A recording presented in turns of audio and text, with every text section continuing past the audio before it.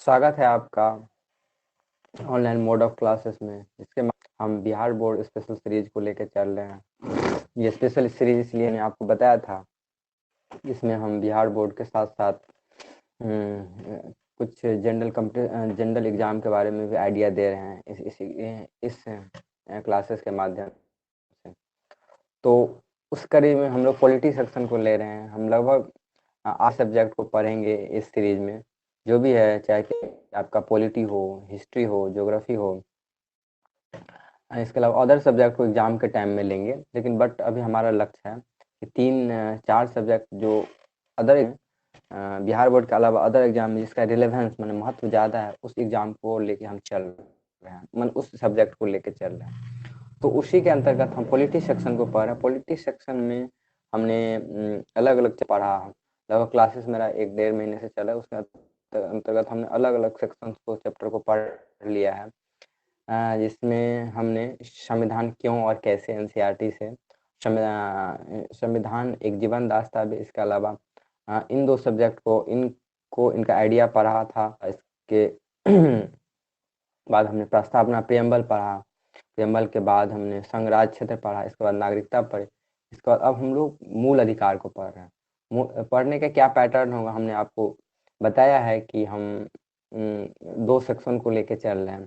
हमें important books को लेके चल रहे हैं, जिसके अंतर्गत हम लुसेंट को ऑब्जेक्टिविटी के लिए, मतलब जो 1 लाइनर होता है उसमें हमको याद क्या करना है, ऑब्जेक्टिविटी का मतलब क्वेश्चन सिर्फ यहीं से आता है, खासकर बिहार बोर्ड में हो और आपको और अदर कोई भी इम्पोर्टेंट जिसका ऑब्जेक्टिव क्वेश्चन का पैटर्न होता है वो आपको लुसेंट करना है। और सब्जेक्टिविटी जो उसका इलेबोरेट, उसको समझने का जो पैटर्न है वो हमको एनसीईआरटी से समझना है। उसी के माध्यम से हम लोग, तो इसमें हम मौलिक अधिकार में पढ़ रहे थे कि डिफरेंट सेक्शन को हमने पढ़ लिया था कि मौलिक अधिकार में कितने प्रकार के मौलिक अधिकार होते हैं, क्या कैसे है, नहीं है। तो मौलिक अधिकार के अंतर्गत अब हम लोग मौलिक अधिकार को में हम लोग अब पढ़ने जा रहे हैं कि पहले हम इसके डिफरेंट आर्टिकल को पढ़ा। ये बात समझ थोड़ा क्लियर कर दें कि मौलिक अधिकार में पढ़ने का क्या पैटर्न होगा। हमने अलग अलग अनुच्छेदों को पढ़ा, अब हम उसमें पढ़ के अब ये जो खत्म हो जाएगा तो हम एनसीईआरटी से माध्यम से, जो हालांकि हमने सारे चीज़ों को एक्सप्लेन कर दिया है, लेकिन अब हम एनसीईआरटी के माध्यम से थोड़ा समझेंगे कि इसका मतलब उसका कहां इन सब चीज़ों का हमारे संविधान में एग्जैक्ट और भी क्या क्या मतलब है जोड़ने का, कैसे क्या क्यों जोड़ा गया हमारे संविधान में। तो ये है इसके पीछे प्रावधान। तो मैंने कहने का मतलब ये है कि हम मौलिक अधिकार को लेकर चल रहे थे। मौलिक अधिकार के अंतर्गत हम लोगों ने अलग अलग मौलिक अधिकार को, जैसे समता के अधिकार को हमने पढ़ लिया है, स्वतंत्रता के विरुद्ध अधिकार को हमने पढ़ लिया है। अब हमारा है शोषण के विरुद्ध अधिकार। ये जो शोषण के विरुद्ध अधिकार है इसको भी हम लोगों ने पढ़ लिया है, राइट अगेंस्ट एक्सप्लॉयटेशन, जिसमें हमने बच्चे की बात की कि आप बच्चे को 14 वर्ष से कम बच्चे को आप किसी हार्मफुल, मतलब हानिकारक जगहों पे उन लोगों को काम पे नहीं लगा सकते हैं। क्योंकि इसमें 2 बातें हैं, एक तो बच्चे के मौलिक अधिकार उसका हनन होता है, क्योंकि आपने संविधान में कहा है कि 16 से कम बच्चों को उसको अनिवार्य शिक्षा देना आवश्यक है। तो पहला बात है उसको शिक्षा का अधिकार का हनन हुआ। दूसरा बात है, एक ये अच्छा नहीं है कि किसी बच्चे को आप जबरदस्ती, किसी बच्चे को आप इस तरह के काम में लगाएं। तो ये है, इसके पीछे तर्क ये था।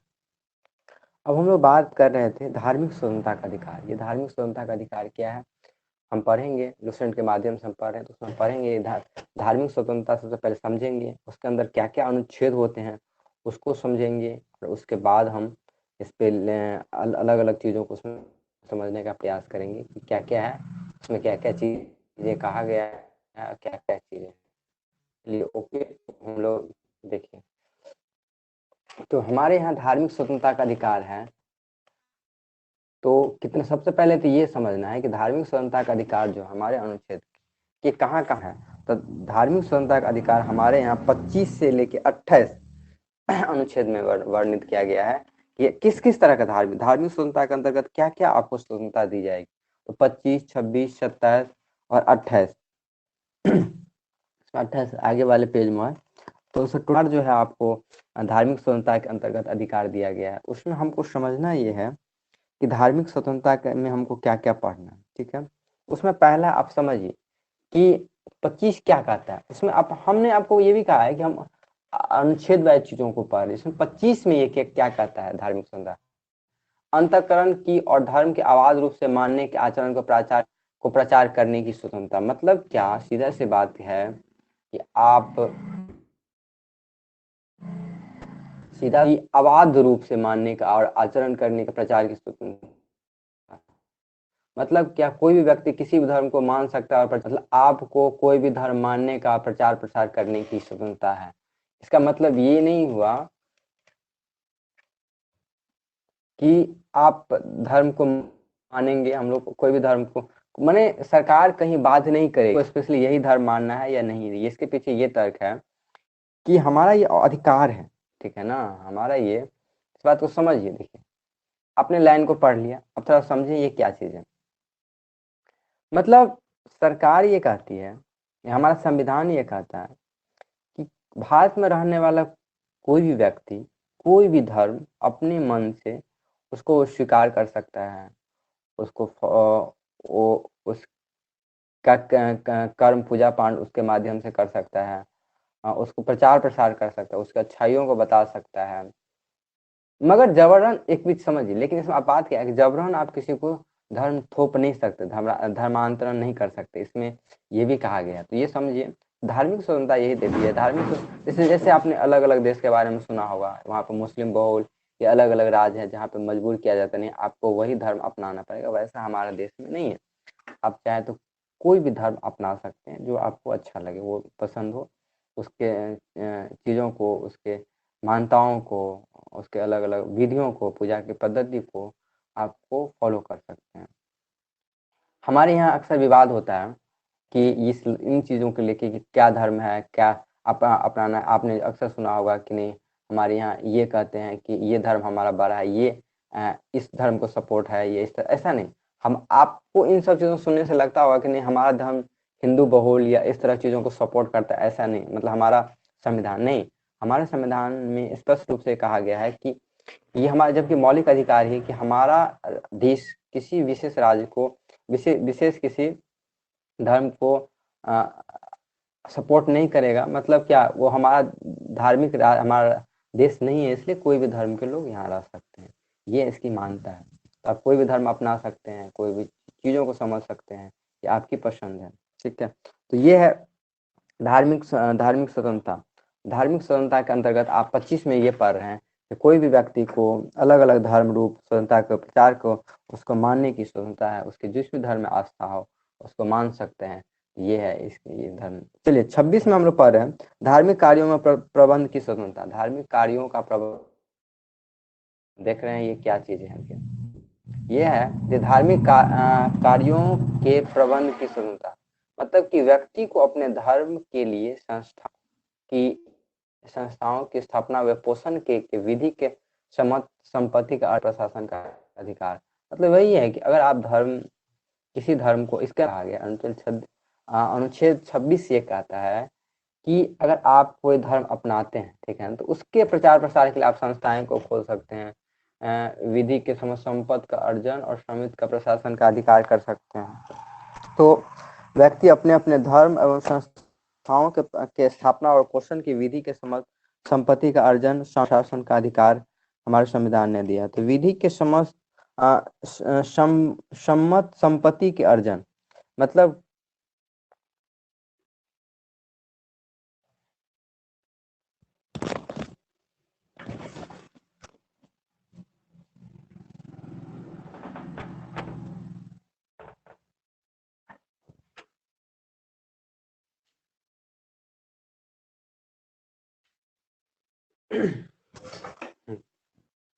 व्यक्ति कह रहे थे, व्यक्ति अपने धर्म के लिए संस्थाओं के धर्म के लिए संस्थापना, मतलब वो सीधी सी बात है। हम किसी दूसरा बात है, देखिए पहला बात ये हुआ, आपको ये समझना है कि पहला ये हुआ हमने किसी धर्म को स्वीकारा या हम किसी धर्म को मानना चाहते हैं, तो उसके बढ़ाने के लिए हम क्या करें, कोई ना कोई संस्था बनाएंगे, ठीक है ना, संस्था बनाएंगे या किसी न किसी माध्यम से हम उसको फैलाएंगे, ठीक है। उसके लिए हम इकट्ठा करेंगे, फंड इकट्ठा करेंगे, पैसा इकट्ठा करेंगे, फिर हम अपने धर्म को प्रचार प्रसार करेंगे, धर्म का प्रचार प्रसार करेंगे। तो यही इसमें कहा गया है, उसके लिए आप जो भी प्रबंध हो वो कर सकते हैं, सीधी सी बात है।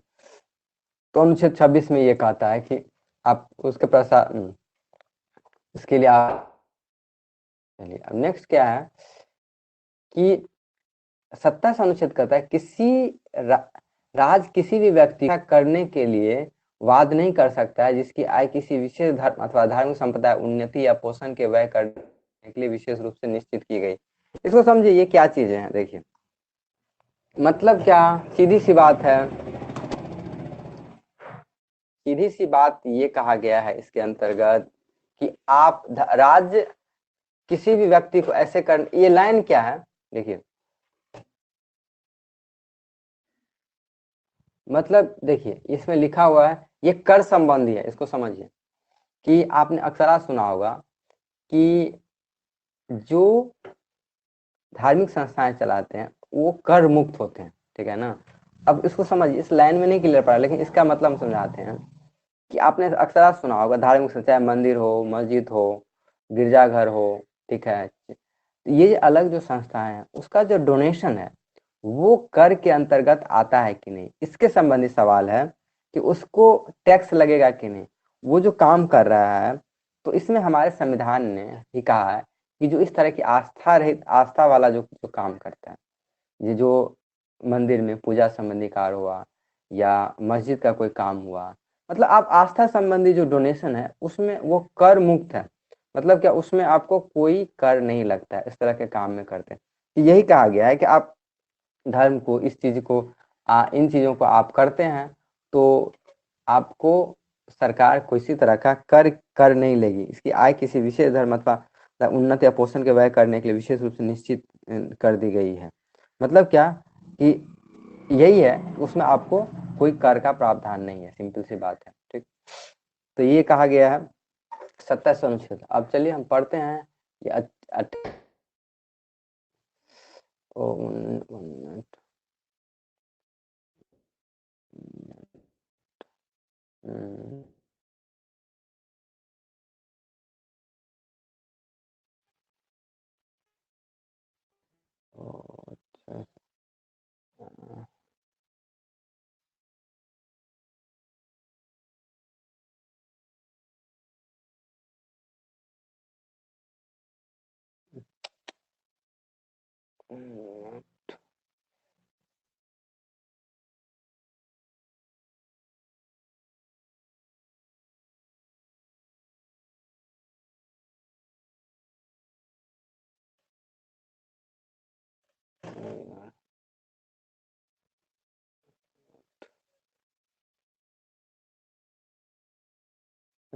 हाँ 28।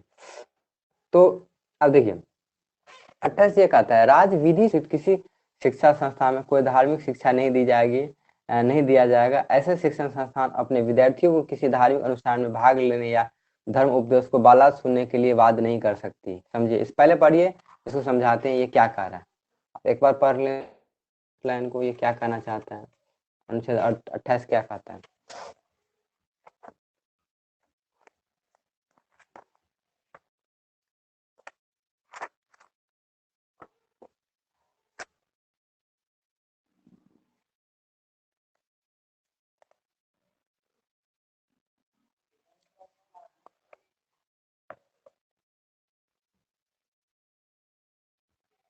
पढ़ लिया आपने, देखिए लाइन फिर से, राज विधि से पूर्णतः पोषित किसी शिक्षा संस्थान में कोई धार्मिक शिक्षा नहीं दी जाएगी। ऐसे शिक्षण संस्थान अपने विद्यार्थियों को किसी धार्मिक अनुष्ठान में भाग लेने या किसी धर्म उपदेश को वाला सुनने के लिए वाद नहीं कर सकती। मतलब क्या, सीधी सी बात क्या है, देखिए राज्य, क्योंकि हमने कहा हमारे यहाँ संविधान की मूल धारणा यह है कि संविधान किसी स्पेशल धर्म को सपोर्ट नहीं करती है। मतलब क्या, किसी धर्म को बढ़ावा नहीं देगी। जैसे आप हिंदू बहुल देश में रह रहे हैं, भारत प्यारा भारत देश में रह रहे हैं, वहाँ हिंदुओं का संख्या ज़्यादा है, तो आप सोचते होंगे नहीं हमारा संविधान हिंदू धर्म को सपोर्ट करके उसके प्रचार प्रसार के लिए काम करेगी या धार्मिक स्थलों पे इसकी शिक्षा देगी, बट ऐसा नहीं है। इसमें लेट मी क्लियर, इसको हम समझा देते हैं ये क्या चीजें हैं। कि राज्य मतलब यहाँ देश से संबंध है। देश किसी भी धर्म के लिए विशेष रूप से शिक्षा का आयोजन नहीं कर सकती है, समझिए ध्यान रूप से, या किसी भी आदमी को वाद रूप से किसी सिलेबस में किसी भी कक्षा में हम जबरदस्ती नहीं पढ़ा सकते हैं कि आपको धार्मिक क्रियाकांड आपको, हाँ कुछ मूल्यों को ले सकते हैं, जैसे हम बौद्ध धर्म में कुछ मूल्यों को ले लिए, रामायण महाभारत के कुछ कहानियों को ले लिए जो प्रेरक, ठीक है, उन चीजों के बारे में हम लोग पढ़ते हैं। लेकिन हम स्पेशली धर्म की शिक्षा, जैसे वेदों का लाइन बाय लाइन, उपन्यासों का वेद बाय लाइन, इस तरह से शिक्षा का कोई हमारे यहाँ प्रावधान नहीं है कि हम लाइन बाय लाइन चीजों को पढ़ते हैं उसको स्पेशली। मतलब क्या है कि स्पेशली राज्य जो है इन चीजों के लिए शिक्षा देगी एक मोरल स्टडी के रूप में, ठीक है, किसी से आप उस तरह से, इस तरह से नहीं कि जबरदस्ती वाद करे कि नहीं आपको शिक्षा ग्रहण करना ही है, ऐसा नहीं कर सकते हैं। मतलब ऐसा राज नहीं कही हमारे संविधान में कहा गया। देखिए एक चीज और समझे, धार्मिक स्वतंत्रता मोटा मोटी यही 25, 26, 27, 28 चार आर्टिकल के अंतर्गत, चार अनुच्छेद के अंतर्गत धार्मिक स्वतंत्रता को वर्णित किया गया। लेकिन इसकी कुछ अपवाद भी, अपवाद करने का मतलब सरकार कुछ चीजों पर प्रतिबंध भी लगा सकती है। जैसे हमारे धार्मिक मान्यताएं हैं, हमारा धार्मिक क्रियाक्रम है, कांड है, तो आप कहेंगे हमने हमारे धार्मिक क्रियाकांड में कुछ भी हम कर सकते हैं, ऐसा नहीं। धार्मिक आपके धार्मिक क्रियाकांड से समाज में पहला बात तो किसी को प्रॉब्लम नहीं होना चाहिए। दूसरा बात है कि कोई ऐसा प्रथा जो समाज में बहुत दिनों से चलता आ रहा है, वो जो धार्मिक प्रथा है लेकिन बहुत दिनों से चलता आ रहा है, जो समाज के विकास के लिए, उसके बढ़ोतरी के लिए, उसके आगे बढ़ने के लिए वो बाधक है, तो सरकार चाहे तो टाइम टाइम पे उसको हटा सकती है, जैसे कि प्रतिबंध लगा सकती है। जैसे कि सती प्रथा के बारे में आपने सुना होगा, बाल विवाह के बारे में सुना होगा, मानव बलि के बारे में सुना होगा। ये सब क्या है, सती प्रथा जैसे था, या बाल विवाह का जो प्रथा था हमारे यहाँ, उसके बाद बलि प्रथा जो है, तो ये सब चीजों पे सरकार, मानव बलि, स्पेशली मानव बलि में मानव बलि, इन प्रथाओं पे सरकार रोक लगा रही है। ये एक्चुअली आप देखिए, आप ये सोचते होंगे कि एक्चुअली क्या है, आप सोच रहे हैं हमारे धार्मिक स्वतंत्रता का हनन है। नहीं, ये धार्मिक स्वतंत्रता के हनन से ज्यादा है किसी भी व्यक्ति की स्वतंत्रता का इसमें हनन हो रहा है, समझिए ना। तो व्यक्ति की स्वतंत्रता ज्यादा इंपॉर्टेंट, मतलब सिंपल सा बात है कि आप उन कांड को करने से आपको, ऐसा नहीं है कि उसके बिना आप नहीं रह सकते, हाँ, लेकिन आप सती प्रथा, अब समझाते हैं, थोड़ा सा ब्रीफ हम आइडिया देते हैं ये प्रथाएं क्या। तो आप अगर उस सती प्रथा के माध्यम से किसी को मार देते हैं, जान देते हैं, तो उस व्यक्ति की निजी स्वतंत्रता का क्या होगा? उस प्रथा का तो कोई मतलब अगर नहीं भी रहेगा तो वो चल जाएगा, उसका कोई मतलब नहीं, ठीक है ना। चलिए समझाते हैं पहले सती प्रथा क्या है, तब थोड़ा सा आपको समझ में आ जाएगा, या बाल विवाह का क्या है हम समझाएंगे तो आपको मूल अधिकार का कंसेप्ट समझ में आएगा कि ये मूल अधिकार को कैसे सपोर्ट करता है, उसको कैसे हमारे धार्मिक स्वतंत्रता की इसमें छीन होना ही चाहिए इस मामलों में। देखिए अब जैसे दहेज प्रथा में क्या था बताते हैं शॉर्ट में। दहेज प्रथा का ये था कि हालांकि बहुत पहले खत्म हो गया, राजा राम टाइम में ही खत्म हो गया, लेकिन दहेज प्रथा को हम समझ रहे थे दहेज प्रथा है। तो दहेज प्रथा में क्या होता था कि कोई हस्बैंड वाइफ, पति पत्नी है, ठीक है, जीवित हैं दोनों लोग, क्या अचानक हस्बैंड का डेथ हो गया, किसी कारण से उनके पति का डेथ हो गया, वो पति उनके मर गए, तो ये नियम था उनके साथ साथ उनके वाइफ को, यानी उनके पत्नी को भी चिता में जला दिया जाता था। समझिए ध्यान से, मतलब अगर हस्बैंड मरा तो हस्बैंड के साथ साथ पत्नी को भी चिता में जला दिया जाता था। तो ये एक धार्मिक रिचुअल था, और उसके पीछे क्या तर्क है नहीं है इसको हम लोग अभी डिस्कस नहीं करेंगे, वो लॉन्ग डिस्कशन है। उसके पीछे धार्मिक पहलू क्या था, सामाजिक पहलू क्या था, क्यों लोग ऐसा करते थे, वो अलग बात। लेकिन इसमें जो मूल बात है समझने, यहाँ इस चैप्टर में हम लोग मूल अधिकार के बारे में मूल बात समझने के लिए ये है कि आप किसी एक व्यक्ति का तो जान चला ही गया, ठीक है उसने, लेकिन आप किसी एक व्यक्ति को प्राण एवं दैहिक स्वतंत्रता को छीन रहे हैं, मतलब जीवन जीने की जो स्वतंत्रता है उसको आप छीन रहे हैं। तो क्या ये हमारे धर्म को अलाउ करना चाहिए? बिल्कुल नहीं अलाउ करना चाहिए। आपकी धार्मिक रिचुअल ठीक है, आपकी मान्यताएं हैं, कुछ आप चीजों को माने, लेकिन आप उस मान्यता में क्या करें, आप दूसरे को जीवन को समाप्त कर रहे हैं, तो ये सही नहीं है। इसलिए हमारे संविधान ने इन चीजों को, जैसे कि बाल विवाह का प्रथा को लेकर चलते हैं। आप सोचेंगे कि बाल विवाह में क्या दिक्कत है, ठीक है हम शादी करवा रहे हैं समाज में, आपको क्या प्रॉब्लम? देखिए प्रॉब्लम है, प्रॉब्लम हमको नहीं है, प्रॉब्लम बच्चे को, भविष्य को लेकर। आप जबरदस्ती बच्चे को शादी करवा रहे हैं, ठीक है, तो उससे क्या है, बच्चे का ग्रोथ, उसका विकास, उसका भविष्य खतरे में होता है। आप चलिए 15 साल में हम किसी का शादी करवा दें, ठीक है, तो वो 10th पास किया, चाहे वो लड़का या लड़की 10th पास किया, तो 10th के बाद वो क्या कर सकते हैं? उसको आगे आप पढ़ने का अधिकार नहीं देंगे, आप उसको भेज देंगे किसी दूसरे यहाँ, वहां पे उसको पढ़ने का अधिकार नहीं मिलेगा। तो ये क्या हुआ, आप बाल विवाह करके उसके पढ़ने के अधिकार को, जो मेन अधिकार है, उसके अधिकार को आप छीन रहे हैं और जबरदस्ती आप उसके जिंदगी में। तो इसीलिए बाल विवाह को क्या किया गया ना, बाल विवाह को रोका गया, बाल विवाह जैसे प्रथाओं को रोका गया। इसका मानव बलि, कहीं कहीं खासकर कबीलों में मानव बलि का प्रथा था। हमारे यहाँ हिंदू परंपरा में या अन्य किसी अन्य धर्मों में भी मानव की बलि का प्रथा था। उसके अंतर्गत क्या था कि मानव का बलि दिया जाता, आपने सुना होगा, ठीक है, बकरा का, इस चीजों का, बकरी का बलि, लेकिन मानव का बलि पहले दिया जाता था। तो इन प्रथाओं को भी खत्म, क्योंकि उससे ठीक है, हिंसा तो दोनों में, चाहे पशु का हिंसा हो या मानव का, लेकिन मानव का हिंसा ज्यादा इंपॉर्टेंट होता है। उससे उसमें भी उस मानव को बिना पूछे उसके प्राण एवं दायिक स्वतंत्रता को आप छीन रहे हैं, मतलब किसी न किसी एक दूसरे को स्वतंत्रता को, तो यही स्वतंत्रता को छीन रहे हैं। इसलिए क्या करना, इन चीजों को भारत सरकार ने, यानी हमारे संविधान में इन चीजों को खत्म कर दिया।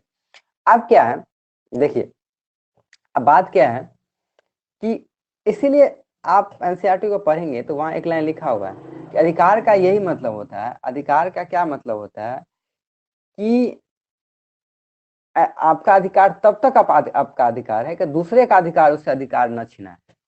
समझिए इस लाइन को, अधिकार को तभी हम अधिकार कहेंगे कि आपका जो अधिकार है वो दूसरे का अधिकार का न छीने।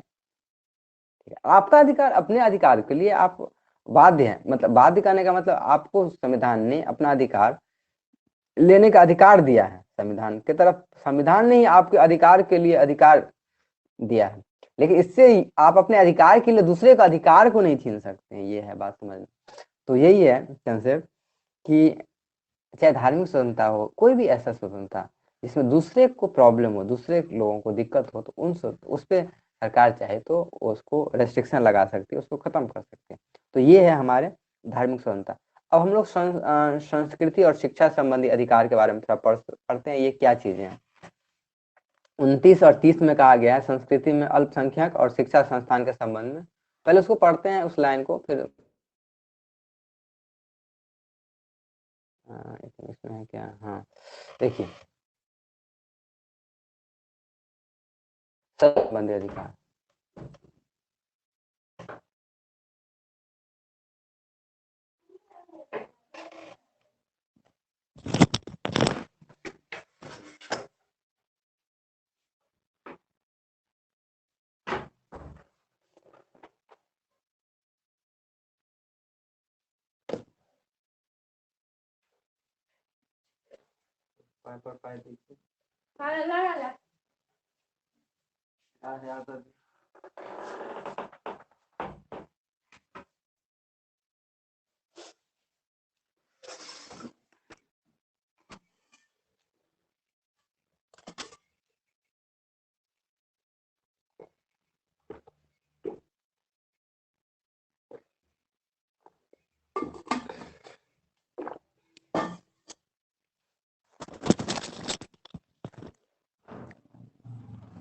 चलिए, तो हम बात कर रहे थे संस्कृति एवं शिक्षा संबंधी अधिकार का। तो संस्कृति एवं शिक्षा संबंधी अधिकार में जैसे 29 में क्या है, अल्पसंख्यक वर्गों को हितों का संरक्षण, मतलब इसमें क्या आ गया। अब इसको पहले समझते हैं कि इसके पीछे ये अधिकार दिया क्यों गया है, ये क्या चीज है, अल्पसंख्यक वर्ग क्या होता है, क्या है इसका मतलब, थोड़ा समझ लेते हैं ब्रीफ आइडिया। तो आपको जैसे ये अल्पसंख्यक वर्ग शब्द का, यहाँ पर अल्पसंख्यक वर्ग का, तो आपको समझ में आएगा कि ये चीजें अधिकार का क्या मतलब है। तो उसके लिए विशेष अधिकार क्यों हमारे समझने, तो आपके दिमाग में होगा कि उन लोगों को लिए ऐसा विशेष अधिकार क्यों दिया गया है। तो सबसे पहले समझते हैं कि संस्कृति एवं शिक्षा, ये किस चीज का संस्कृति और ये अल्पसंख्यक क्या है। देखिए समझिए, पहला पॉइंट, अल्पसंख्यक या शिक्षा संस्कृति, यहाँ की जो बात कही गई है, तो टाइम क्या होता है, हमारे यहाँ अलग अलग धर्म के लोग रहते हैं, ठीक है ना, अलग अलग समुदाय। इसके अलावा हमारे यहाँ बहुत सारे उपजातियां हैं, ट्राइबल्स, ट्राइबल्स मतलब जनजातियां हैं, अलग अलग जो जंगल में अलग अलग जगहों पे रहते हैं, अलग अलग भाषाओं को बोलते हैं, जिनके पूजा का पद्धति, जिनके काम करने का तरीका वो बिल्कुल अलग अलग तरीके का। तो भारत सरकार, ध्यान से समझिए, भारत सरकार या कोई भी सरकार चाहते हैं कि एक देश में अलग अलग संस्कृति, अलग अलग भाषाएं, अलग अलग तरीके के लोग अलग अलग रहें। आप सोचेंगे इसके पीछे कारण क्या है, थोड़ा समझिए। आप सोचेंगे नहीं सिर्फ हिंदू हिंदू धर्म के लोग रहेंगे तो उसमें अच्छा नहीं। विकास तभी होता है किसी देश का जब अलग अलग संस्कृति के लोग आपस में मिलजुल के रहते हैं, ताकि उसके बारे में आपको समझने के लिए मिलता है कि जिस संस्कृति से अच्छी चीज होती है वहां से आप ले लेते हैं, उसको समझते हैं, उसको सीखने का प्रयास करते हैं। जैसे हमारे यहाँ विदेशी लोग आते हैं, बाहर से लोग आते हैं, काशी में रुक जाते हैं, वहीं पूजा पाठ करने लगते हैं, वो हमारे धर्मों को पढ़ते हैं, धर्म ग्रंथों को पढ़ते हैं, तो वो नया चीजों को सीख। आप अब ये कह दे पूरा दुनिया के लोग नहीं सिर्फ क्रिश्चियन हो या हिंदू ही पूरा धर्म में हो, तो आप अलग अलग धर्म के जो प्रथाएं हैं, मान्यताएं हैं, उसकी जो पूजा पाठ की पद्धति है, वो आप उसको सीखने से लोग वंचित रह जाएंगे। तो यही है हमारे यहाँ जो अलग अलग संस्कृति के लोग रहते थे, अलग अलग पूजा की पद्धति थी, अलग अलग उनका रिचुअल्स, रिचुअल्स मतलब उसके कर्म कांड, जैसे अलग अलग शादियों में देखा आपने, अलग अलग जातियों को अलग अलग प्रथाएं हैं, अलग अलग जगहों पे अलग अलग प्रथाएं हैं, उसके कपड़ा पहनने का स्टाइल, उसके सोचने का तरीका, उसका भाषा का, तो ये जो संस्कृतियां हैं वो हमारे देश को और अच्छा बनाती। तो हमारे संविधान निर्माताओं ने कहा नहीं, इनका संरक्षण होना चाहिए। क्या होना चाहिए? इनको संरक्षित करने की जरूरत है, क्योंकि उसकी संख्या ऑलरेडी कम है। उस पर अगर हम लोग ध्यान नहीं देंगे तो धीरे धीरे वो जो, इसके पीछे तर्क ये है कि जो संख्या जिसकी ज्यादा है, समझिए, अगर हम हिंदू कम्युनिटी से बिलोंग करते हैं या किसी आप मुस्लिम कम्युनिटी से बिलोंग करते हैं, किसी कम्युनिटी, तो उसमें क्या होगा, हमारी मानसिकता होगी नहीं सिर्फ हिंदू धर्म के लोग रहे, ठीक है, या मुस्लिम कम्युनिटी से बिलोंग कर, अब दिमाग ओ सिर्फ मुस्लिम धर्म के लोग रहे। तो ये जिसकी संख्या कम है उसके ऊपर एक प्रेशर होता है, दबाव होता है कि नहीं, अरे यहाँ कैसे हम रहेंगे, यहाँ हमको जीने में दिक्कत होगा। तो धीरे धीरे क्या करेंगे, अपने शिक्षा संस्कृति को छोड़ के वो किसी खास तरह का धर्म को अपना लेंगे, जब अगर आप संरक्षण नहीं देते हैं तो। जैसे क्रिश्चियन ईसाइयों ने क्या किया, बहुत सारे हमारे यहाँ लोगों को क्रिश्चियन में उसको लोभ के माध्यम से या डरा के माध्यम से उसको बदला, तो हमारी बहुत सारी संस्कृतियां खत्म, संस्कृतियां मतलब बहुत सारा शिक्षा का पद्धति, बहुत सारा भाषाएं, बहुत सारा गूढ़ रहस्य चीजें खत्म हो गई। इसलिए सरकार ने सोचा कि नहीं, हम एक इसको मौलिक अधिकार ही दे देते हैं, इसमें अल्पसंख्यकों का, उसके अल्पसंख्यकों का वर्ग का विशेष रूप से अधिकार हो, और वो कुछ भी कर सकते हैं, अपनी संस्था चला सकते हैं, अपनी भाषाओं को प्रमोट कर सकते हैं, अपनी मान्यताओं को प्रमोट करने का मतलब हुआ हम उसको प्रचार प्रसार, उसको विकसित कर सकते हैं। इसलिए हमारे यहाँ संस्कृति एवं शिक्षा के संबंधी अधिकार को विशेष रूप से जोड़ा गया है। इसको समझें, इसको रीड कर, देखिए,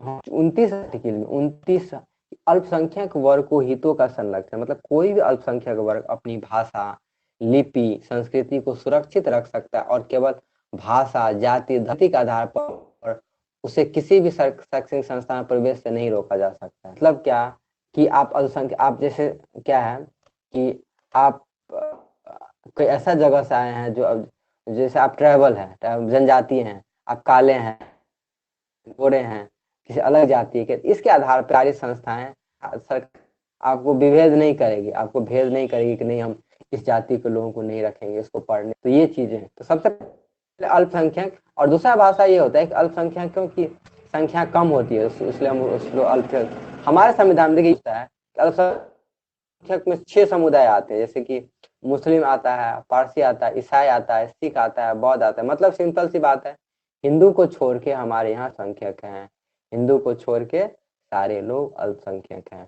ठीक है। तो ये कंसेप्ट मतलब मुस्लिम, पारसी, सिख, जैन और बौद्ध सारे लोग तो अब क्या है, नेक्स्ट अनुच्छेद का क्रिश्चियन संस्थाओं के स्थापना और प्रशासन करने की वर्गों का अधिकार। हमने आपको उसमें क्या कहा कि क्योंकि उनके संस्कृति उसको शैक्षणिक चीजों को बढ़ाना है, इसलिए संविधान शैक्षणिक संस्था चला सकती, उससे सरकार अनुदान देने में भेदभाव नहीं करेगी। मतलब यहाँ क्या है कि वो अपने शिक्षण संस्थान चला सकती है, और सरकार अगर चाहे तो वो उसको फंड भी देगी, उसके बढ़ावा के लिए उसके कार्य भी करेगी, ना कि उससे भेदभाव करेगी। सीधी सी बात है, उससे भेदभाव नहीं करेगी। ठीक है, चलिए, तो यही बात है। हम लोग पढ़ रहे थे शिक्षा और संस्कृति और शिक्षा संबंधी अधिकार। अल्पसंख्यकों को बारे पढ़ा, उसी संस्कृति को बढ़ाने के लिए सरकार काम करेगी, न कि उसमें जो है जैसे कि मतलब और संस्थाओं को डोनेट करेगी, तो इसको भी देख, मतलब उसमें भेदभाव नहीं करेगी, उसके बढ़ावा के लिए, उसके काम के लिए। तो ये हमारा संवैधानिक उपचार का अधिकार यही, सॉरी, सांस्कृतिक और शिक्षा संबंधी अधिकार यही कर। अब हम लोग पढ़ते हैं संवैधानिक उपचारों का अधिकार। अब ये उपचार है, ये कोई अधिकार नहीं है। मतलब अधिकार के अधिकार का संरक्षण ही अधिकार, मतलब अधिकार का संरक्षण भी हमारा अधिकार है। तो ये इसमें कहा गया है कि आपका जो अधिकार है, उस अधिकार के अधिकार का संरक्षण इस अनुच्छेद के तहत बताया गया है। मतलब क्या, 31-32 मेनली 32 में इसके बारे में चर्चा किया गया है कि ये जो हमारे अधिकार हैं, अलग अलग तरह के जो अधिकार है, उसका संरक्षण करने का भी अधिकार हमारे संविधान ने ही दिया। देखिए कितना इंपॉर्टेंट बात, थोड़ा समझिए कंसेप्ट। ये इसमें अधिकार अधिकार इतना आपको कंफ्यूजन हो, बट समझते हैं क्या है कि हमारे यहाँ कोई कानून होता है, लागू होता है, तो कानून लागू करने के लिए न्यायालय के पास या कानून रूप से किसी चीज को लागू करने का अधिकार होता है। लेकिन यहाँ हमारे संविधान ने ही हमारे अधिकार के लिए ही हमको अधिकार दिया है कि ताकि हम अपने अधिकार को संरक्षित कर सके।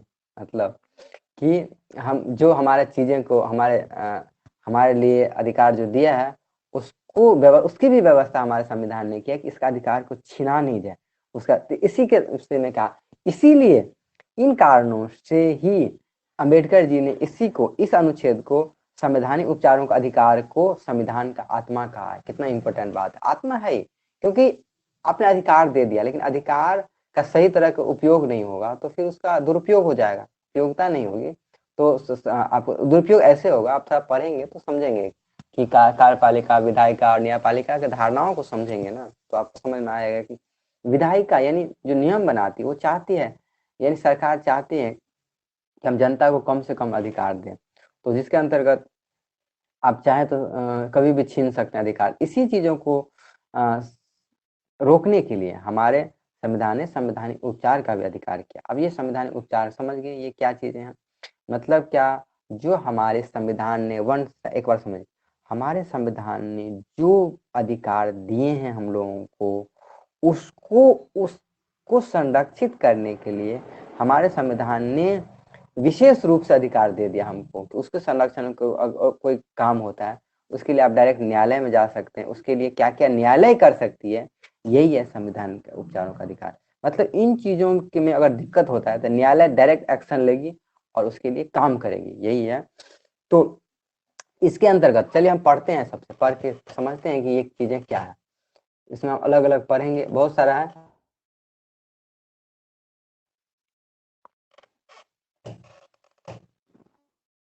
मतलब मौलिक संवैधानिक उपचारों का अधिकार, इस लाइन को पढ़ें, ये क्या है अंतर्गत। अनुच्छेद 32 के अंतर्गत मौलिक अधिकारों को प्रवर्तित कराने के लिए समुचित कार्रवाई द्वारा उस न्यायालय ने आवेदन करने का अधिकार प्रदान किया को 5 तरह के परामर्श निकालने का शक्ति प्रदान किया, जैसे बंदी प्रक्षीकरण, जिसको हैवस कॉर्पस बोलते हैं, परमादेश, मैंडामस, प्रतिषेध लेखन, उत्प्रेषण, और अधिकार पर क्यों वारंटो बोलते हैं। तो अब ये समझिए थोड़ा सा, इसका लाइन है कि मौलिक अधिकार को प्रवर्तन के लिए, मतलब उसको अप्लाई के लिए, उसको लागू करने के लिए क्या करती है न्यायालय, चाहे तो उच्चतम न्यायालय में भी उस अलग अलग संस्थाओं को इस माध्यम से आदेश दे सकती है। मतलब क्या, देखिए समझिए थोड़ा सा, समझने का हम एक एक को लेंगे अलग से कि ये चीजें क्या है, ये याद भी करना पड़ेगा आपको, ठीक है ना। कि आदेश है, रीट इसको बोलते हैं इंग्लिश में, रीट। मतलब क्या, सिंपल से बात है, अगर आपका मौलिक अधिकार का हनन होता है तो सुप्रीम कोर्ट, बात क्लियर कर दें, सुप्रीम कोर्ट डायरेक्ट आपके मौलिक अधिकार के लिए ये चीजें जो है किसी अधिकारी पे या किसी संस्था पे ये डायरेक्ट लागू कर सकते हैं। आप पढ़ेंगे एक एक तब समझेंगे ये क्या चीज है, लागू करने का क्या मतलब। देखिए अमूमन क्या होता है कि कोई आपका जमीन का मामला हो, कोई झगड़ा का मामला हो, तो सुप्रीम कोर्ट तक वो मामला नहीं जाता इतना जल्दी। तो सोचिए सिर्फ आपका मौलिक अधिकार किसी टाइप का हनन हुआ तो आप डायरेक्ट सुप्रीम कोर्ट में मौलिक अधिकार के संबंध में जा सकते हैं डायरेक्ट। ये लाइन बाय लाइन पढ़ते हैं ये क्या क्या है, फिर आप समझेंगे कि ये क्या है। पहला हम लोग पढ़ रहे थे बंदी बंदी प्रक्षीकरण, ये क्या है प्रक्षीकरण, तब समझेंगे कि क्या है। देखिए इसको पढ़िए, ध्यान से पढ़िए ये क्या चीज है। देखिए कहता है कि उस व्यक्ति, यह उस व्यक्ति के प्रार्थना पर जब समझता है कि उसे वैध रूप से बंदी बनाया गया हो, उसके द्वारा न्यायालय बंदीकरण करने वाले अधिकारियों को आदेश देता है कि वह बंदी बनाए गए व्यक्ति को निश्चित स्थान और निश्चित समय के अंदर उपस्थित करे, न्यायालय बंदी बनाने जाने के कारण पर विचार कर सके। मतलब क्या, बंदी हैवस कॉर्पस, कॉर्पस मतलब होता है कि इसे लाओ, इसे यहाँ पे बंदी को प्रस्तुत करो। तो बंदी को प्रस्तुत करने का मतलब क्या, देखिए आपने पढ़ा कि बंदी प्रत्यक्षीकरण, मतलब बंदी जो कोई सजा काटने वाला है या कोई मतलब किसी ने अपराध भी किया है या नहीं भी किया है, तो उसको क्या हो कोर्ट के सामने में प्रस्तुत करो। सीधा सा बात है कि कोर्ट के सामने, यहाँ प्रस्तुत, न्यायालय क्या कहती है, मेरे सामने में प्रस्तुत करो और फिर हम डिसीजन लेंगे कि ये जो व्यक्ति है सच में दोषी है, ये उसके अनुसार उसको सजा मिलेगी। जो ये नहीं, देखिए मेन इसके पीछे तर्क ये है कि आपने जनरली सुना होगा किसी को पुलिस ने पकड़ लिया, कि किसी अधिकारी ने फिर उसको मेंटली टॉर्चर, फिजिकली टॉर्चर, उसको मारते हैं, पीटते हैं। इसीलिए ये अधिकार, ये जो हमारे जीवन जीने का अधिकार है, उसी को मैंने प्राण एवं दैहिक स्वतंत्रता को संरक्षित करने के लिए अधिकार दिया गया। कि मतलब इस आदमी को मार नहीं दे, इतना इसमें कोई पुलिस अधिकारी उसको जान से टॉर्चर कर दे, मार दे। तो इसीलिए क्या है, उसको लाओ, प्रस्तुत करो। आपने पढ़ा होगा 24 घंटे के अंतर्गत क्या क्या होता है, आपको न्यायालय में प्रस्तुत करना होता है। किसी ने अपराध किया, उसको 24 घंटे के अंतर्गत आप इन्वेस्टिगेशन कीजिए और न्यायालय में उसको प्रस्तुत कीजिए। तो न्यायालय में जो प्रस्तुत करने का जो है हैबस कॉर्पस मतलब क्या, वो जो आदमी को प्रस्तुत करो। कॉर्पस मतलब होता है क्या, कि वो जो एक तरह सब होता है, कॉर्पस का मतलब सब, तो उस आदमी को क्या हो प्रस्तुत कर दो कि जो है, तो यही होता है बंदी प्रक्षीकरण। मतलब उस व्यक्ति पर वो, मतलब व्यक्ति स्वाभाविक बात है प्रार्थना करेगी और उसको कोर्ट के सामने लाया जाएगा, फिर उसका गलती होगा या उस पर विचार किया जाएगा, तो ये कोर्ट का निर्णय होगा। यही है कि बंदी प्रक्षीकरण। चलिए अब नेक्स्ट पर परम आदेश। ये परम आदेश पढ़िए पहले से। देखिए ये परम आदेश क्या है। देखिए परम आदेश उस लेख को उस समय जारी किया जाता है जब कोई पदाधिकारी अपने सार्वजनिक कर्तव्यों को निर्वाह नहीं करता है। इस प्रकार आज्ञा पत्र के आधार पर पदाधिकारी को उसके कर्तव्य को पालन करने की आदेश जारी किया जाता है। मतलब क्या, ये आदेश है, मेंडामस इसको बोलते क्या, मेंडामस। ऊपर हमने आपको बता दिया ये मेंडामस मतलब क्या, सीधी सी बात क्या है कि कोई सरकारी अधिकारी अपने काम को करने मतलब हुआ कि अपने अधिकार का गलत उपयोग कर रहा है। क्या कर रहा है, गलत उपयोग करके किसी व्यक्ति को परेशान कर रहा है या किसी व्यक्ति के मौलिक अधिकार का हनन कर रहा है, तो कोर्ट उसको आदेश देगी कि आप अपना काम कीजिए, ठीक है ना। कोई सार्वजनिक कर्तव्यों को निर्वाह नहीं करती है, तो मतलब कि आप गलत उपयोग कर रहे हैं, अपने शक्तियों का गलत उपयोग कर रहे हैं, कृपया अपने शक्ति को सही उपयोग करें। मतलब क्या, न्यायालय किसी अधिकारी को आदेश देती है कि आप अपने दायरे में रहें, आप अपने अधिकार को समझें, आप अपने कर्तव्य को समझें और उसका सही उपयोग करें, ना कि किसी के मौलिक अधिकार को छीनने। मेरा मौलिक अधिकार का हनन हुआ, हमने कोर्ट को कहा कि इस अधिकारी ने मेरा हमसे व्यवहार किया, दुर्व्यवहार किया या हमको मारने का प्रयास किया, तो उसने क्या किया, हमारे मौलिक अधिकार को छीनने का प्रयास किया। तो कोर्ट उसको आदेश देगी नहीं, आप गलत काम कर रहे हैं, आप इसके मौलिक अधिकार को हनन कर रहे हैं।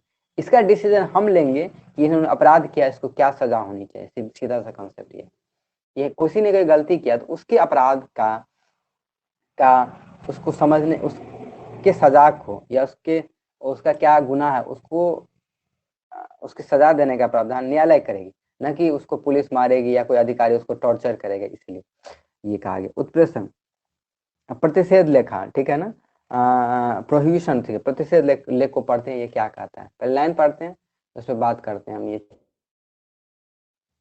तो प्रतिषेध लेख की कहती है कि यह एक आज्ञा पत्र है। क्या ये आज्ञा पत्र सर्वोच्च न्यायालय निम्न न्यायालयों को अर्ध न्यायिक न्यायाधिकरण को जारी करते हैं। वो आदेश देता है कि इसके मामले में यहाँ कार्रवाई न करें क्योंकि यह मामला उसके अधिकार क्षेत्र से बाहर है। सीधी सी बात है कि कभी कभी क्या होता है, देखिए अलग अलग संस्थाएं हैं, ठीक है, देखिए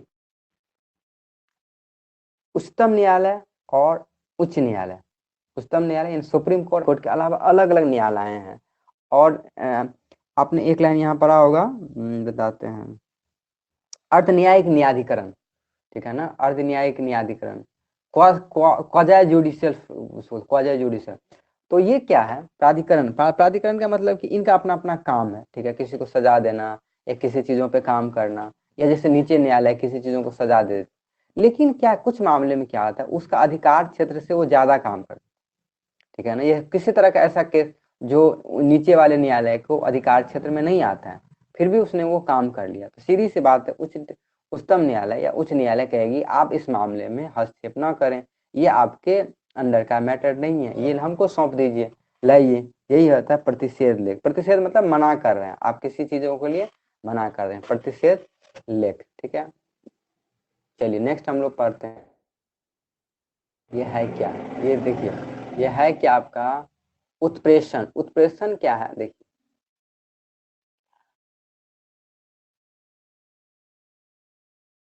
उत्प्रेषण में क्या, इसके द्वारा अधीनस्थ न्यायालय को यह निर्देश दिया जाता है कि वो अपने पास लंबित मुकदमों को न्याय निर्णय के लिए वरिष्ठ न्यायालय को भेजे। मतलब उसी से मिलता जुलता, देखिए इसी से मिलता जुलता क्या है कि आप इसमें तो ठीक है आदेश आप काम ही नहीं करेंगे। इसमें क्या है कि अगर आपके पास कोई न्यायालय है, मामला है जो आप बहुत दिनों से लटका के रखे हैं, तो अपने ऊंचे न्यायालय को क्या करें, उसको भेज दें। सीधी सी बात, उत्प्रेषण में क्या होगा कि सेटेरियो में क्या कहता है कि इसके द्वारा अधीनस्थ न्यायालय को यह आदेश निर्देश दिया जाता है कि वो अपने पास लंबित मुकदमों को न्याय निर्णय के लिए उसे वरिष्ठ न्यायालय को भेजे।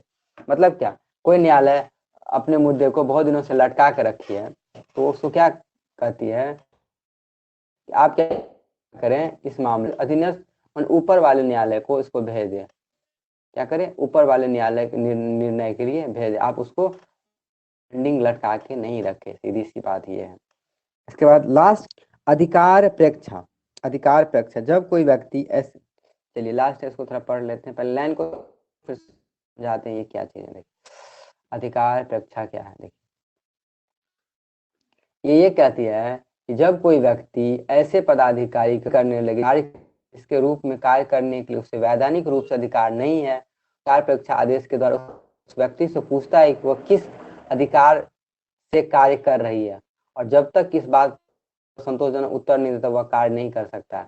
मतलब है कि किसी कोई इस तरह का काम जो ऐसे पद का अधिकारी के रूप में कार्य करने लगता है जिसको उसको करने का अधिकार ही नहीं, ठीक है ना, उसको काम करने का अधिकार नहीं है, लेकिन फिर भी वो काम कर रहा है, तो उसको न्यायालय कहेगी कि नहीं आप गलत काम कर रहे हैं, ठीक है, आप क्या करें अपने अधिकार प्रेक्षा।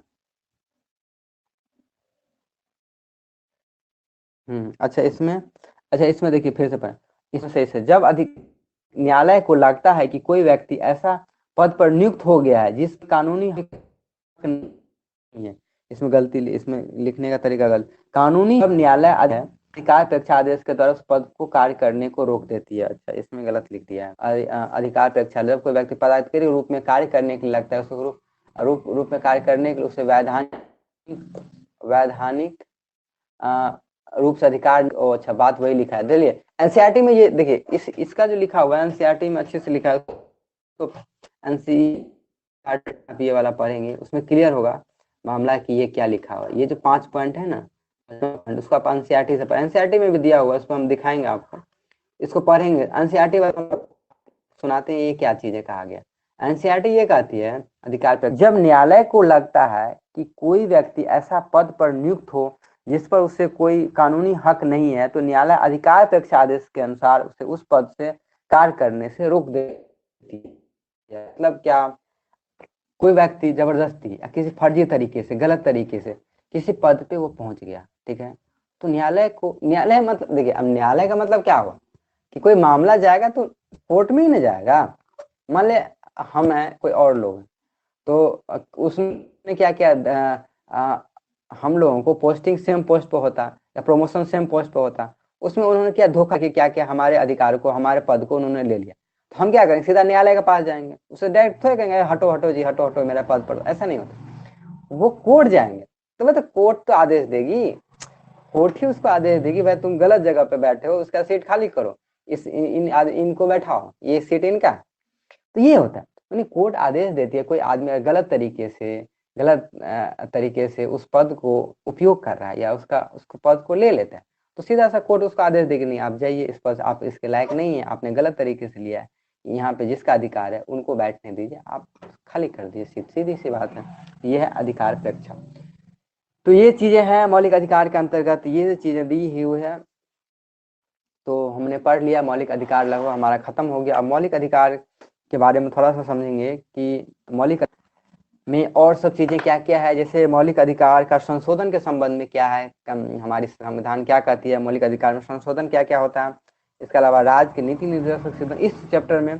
देखिए वैसे आपको बता दें कि एनसीईआरटी में आपका मूल कर्तव्य और राज्य का नीति निर्देशक सिद्धांत एक ही चैप्टर में दिया हुआ है, बट अनुच्छेद वाइज वो अलग अलग है।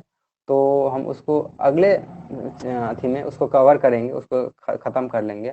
मतलब क्या है कि मौलिक अधिकार, अब जो हम ये हमारा लुसेंट से आर्टिकल वाइज खत्म हो गया है, अब हम क्या करेंगे, बुक उठाएंगे और वहां पे लगभग हमने आपको क्लियर कर दिया, बट उसमें जो जो टॉपिक एनसीईआरटी में छूटा वो क्लियर करेंगे। साथ ही वहां पे लास्ट में हम मौलिक अधिकार का संशोधन संबंधी भी चर्चा करेंगे कि अलग अलग कानून क्या है, अलग अलग नियम आए, उसमें मौलिक अधिकार के बारे में क्या हो, संशोधन कर सकते हैं कि नहीं, न्यायालय के पास क्या अधिकार, सॉरी न्यायालय के पास क्या अधिकार है, विधायिका का पास क्या अधिकार है, उस मामला में चर्चा करेंगे। इसके अलावा राज्य के नीति निर्देशक सिद्धांत पे भी चर्चा करेंगे और मौलिक कर्तव्य पे भी चर्चा करेंगे। इस तरह से आपका एक दिन और लगेगा और ये मौलिक अधिकार आपका खत्म हो जाएगा बिल्कुल। अब आपका काम क्या है, एक एक आर्टिकल को, एक एक अनुच्छेद को पढ़ें, बार बार पढ़ें, एक बार नहीं बार बार पढ़ें, उसको रिवीजन करें, उसको समझें, क्योंकि एक एक अनुच्छेद इंपॉर्टेंट है। फिर आपके दिमाग में कोई क्वेश्चन आप जरूर पूछें, उसको आप पूछें, तभी आपका डाउट क्लियर होगा, वैसे समझ में नहीं आएगा, क्योंकि इतना पेचीदा मामला है कि आपको समझ में नहीं आएगा कि यहाँ ये अधिकार दे दिया, फिर छीन लिया, फिर सरकार ने ये लगा दिया कानून, वो कर दिया। आप उसको समझेंगे, माइंड एक्सरसाइज करेंगे, रिवाइज करेंगे, इस पर आइडिया लगाएंगे, फिर सोचेंगे, फिर हमसे क्वेश्चन पूछेंगे, तब जाके आपको समझ में आया। तो ठीक है, आपका ये खत्म हो, लगभग एक दिन और लगेगा, तो आपका ये चैप्टर पूरा खत्म हो जाएगा। फिर आगे हम लोग फिर पढ़ेंगे, पढ़ेंगे कि क्या क्या चीज़ें हैं। ठीक है, मिलते हैं हम लोग नेक्स्ट क्लासेस में। तब तक के लिए आप रिवाइज करें चीज़ों को और कंटिन्यूटी बनाए रखें और आप पढ़ते रहें, फिर टेस्ट भी लेंगे हम।